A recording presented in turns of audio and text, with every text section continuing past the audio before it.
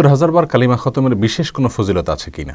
আমাদের সমাজে অনেকেরই ধারণা যে জীবদ্দশায় কেউ যদি 70,000 বার কালিমা খতম করেন, অর্থাৎ লা ইলাহা ইল্লাল্লাহ এটা 70,000 বার বলেন, অথবা লা ইলাহা ইল্লাল্লাহ মুহাম্মাদুর রাসূলুল্লাহ 70,000 বলেন, তাহলে সেক্ষেত্রে মৃত্যুর পরে সে ব্যক্তি জাহান্নামে আর যাবে না। সে ব্যক্তি নিজেকে নিজে আল্লাহ সুবহানাহু ওয়া তাআলার কাছ থেকে মুক্ত করে নিতে পারবে যদি 70,000 বার জীবদ্দশায় কেউ কালিমা পড়ে থাকে। আবার অনেকে মনে করে থাকেন কোনো ব্যক্তি মারা গেলে তার আত্মীয় স্বজনেরা যদি 70,000 বার কালিমা খতমের ব্যবস্থা করেন, সেটা নিজেরা পারেন অথবা অন্য লোক দিয়ে পড়ান, তাহলে সেক্ষেত্রে ওই মৃত ব্যক্তিকেও আল্লাহ সুবহানাহু ওয়া তাআলা জাহান্নাম থেকে মুক্তি নসিব করবেন। এই প্রসঙ্গে কোরআন এবং সুন্নাহকে ঘেঁটে আমরা কোথাও এ ধরনের কোনো হাদিস পাই না যে হাদিসে 70,000 বার কালিমা পড়ার বিশেষ কোনো ফজিলতের কথা বর্ণিত আছে। জীবদ্দশায় পড়লে মৃত্যুর পরে নাজাত মিলবে, অথবা মৃত ব্যক্তির পক্ষ থেকে পড়লে তার নাজাত মিলবে, এরকম কোনো কথা কোনো হাদিস থেকে পাওয়া যায় না। মুহিউদ্দিন ইবনে আরবি সহ কেউ কেউ তাদের কোনো বই পুস্তকে লিখেছেন, এবং আল ফুতুহাতুল মাক্কিয়া সহ বিভিন্ন কিতাবের ভিতরে এগুলো পাওয়া যায়, কিন্তু এগুলোর কোনো ভিত্তি কোরআন এবং সুন্নাহ থেকে পাওয়া যায় না। কোনো জাল, এমনকি জয়ীব বা দুর্বল সূত্রে বর্ণিত কোনো হাদিসে পাওয়া যায় না এই কালিমা তথা লা ইলাহা ইল্লাল্লাহ 70,000 বার পড়ার কোনো বিশেষ ফজিলত রয়েছে এই মর্মে।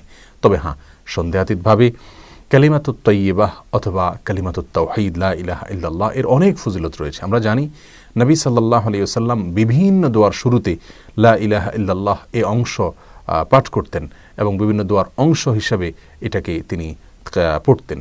যেমন লা ইলাহা ইল্লাল্লাহু ওয়াহদাহু লা শারীকা লাহু লাহুল মুলকু ওয়া লাহুল হামদু ওয়া হুয়া আলা কুল্লি শাইইন কাদির। এটাকে যদি দিনে কেউ 100 বার পড়ে, তাহলে ওই দিনে তার চাইতে বেশি আল্লাহ সুবহানাহু ওয়া তাআলার কাছে অধিক আমলকারী হিসাবে কেউ গণ্য হবে না।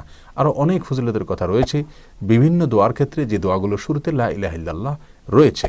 অতএব এই তাহলিল যেটাকে বলা হয় লা ইলাহা ইল্লাল্লাহ, এটা বেশি থেকে বেশি পাঠ করার ফজিলত নিঃসন্দেহে রয়েছে, এবং যে ব্যক্তি ঈমান এবং বিশ্বাসের সঙ্গে এই বাক্য পাঠ করবে আল্লাহ সুবহানাহু ওয়া তাআলা তাকে জান্নাত দিবেন, সেটা ভিন্ন বিষয়। কিন্তু 70,000 বারের সংখ্যা নির্ধারণ করে এই সংখ্যায় পাঠ করলে জীবিত ব্যক্তির মুক্তি হয়ে যাবে মৃত্যুর পরে, অথবা মৃত ব্যক্তির পক্ষ থেকে পড়ে দিলে তার কোনো লাভ হয়ে যাবে, নাজাত হয়ে যাবে, এরকম কোনো কথা নাই। মনে রাখতে হবে নবী সাল্লাল্লাহু আলাইহি ওয়াসাল্লাম বলেছেন, মান কাযাবা আলাইয়া মুতাআম্মিদান ফালইয়াতাবাওয়া মাকআদাহু মিনান নার। যে ব্যক্তি আমার নামে মিথ্যা কোনো কথাকে প্রচার করবে, সেই জন্য তার ঠিকানাকে জাহান্নামে বানিয়ে নেয়। নবী সাল্লাল্লাহু আলাইহি ওয়াসাল্লাম যেটি বলেননি, সেটিকে আমরা যদি বিশেষ কোনো সওয়াবের কারণ হিসাবে নির্ধারণ করে নিই, তাহলে সেটি কিন্তু বেদাত হিসাবে গণ্য হবে। বিধায় আমাদের জীবিত কারোর পক্ষ থেকে অথবা মৃত ব্যক্তির পক্ষ থেকে 70,000 কালিমার খতমের যে কালচার বা রেওয়াজ আমাদের দেশে এখনও প্রচলিত আছে, সেটা ভুল। এটি থেকে আমাদেরকে ফিরে আসতে হবে। মৃত ব্যক্তির পক্ষ থেকে আমরা কী কী করতে পারবো এ বিষয়ে কোরআন এবং সুন্নাহ বিস্তারিত আলোচনা রয়েছে, এবং তার আলোকে আমাদের একটি আলোচনা ইউটিউবে রয়েছে, সেটা আপনারা শুনে নিতে পারেন। কিন্তু 70,000 বার কালিমা খতম করলে কোনো ফায়দা হবে, কোনো লাভ হবে, এরকম কোনো কথার কোনো প্রকার ভিত্তি নাই। আর তাছাড়া মৃত্যুর পরে 70,000 বার কালিমা খতম অনেক সময় দেখা যায় আত্মীয় স্বজনরা নিজেরা করতে না পারলে টাকা পয়সা দিয়ে ভাড়া রেখে মৌলভী সাহেবদেরকে দিয়ে বা কোনো হুজুরকে দিয়ে এটা করানো হয়। তো নিজেরা করলে তারও যেরকম কোনো গ্রহণযোগ্যতা নাই, সেটাও যেরকম সঠিক নয়।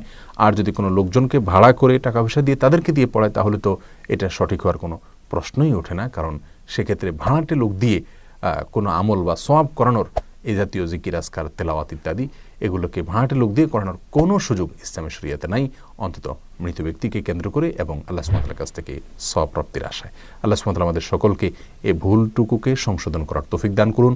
70,000 বার কালিমা পাঠের বিশেষ কোনো ফজিলত জীবিত অথবা মৃত ব্যক্তির জন্য নাই। তবে হ্যাঁ, কালিমাতুত তাওহীদকে নিজের ভিতরে ধারণ করা, সে বিশ্বাসকে মজবুত করা, সুদৃঢ় করা, বিভিন্ন দোয়ার অংশ হিসাবে কালিমাতুত তাইয়্যিবাকে পাঠ করা 10 বার, 100 বার, বিভিন্ন সংখ্যা হাদিসে রয়েছে, সেগুলো নিঃসন্দেহে ফজিলত রাখে। যেমনটি হাদিসে বর্ণিত হয়েছে 70,000 বার বা এই জাতীয় কোনো কিছুর কথা হাদিসে বর্ণিত হয়নি।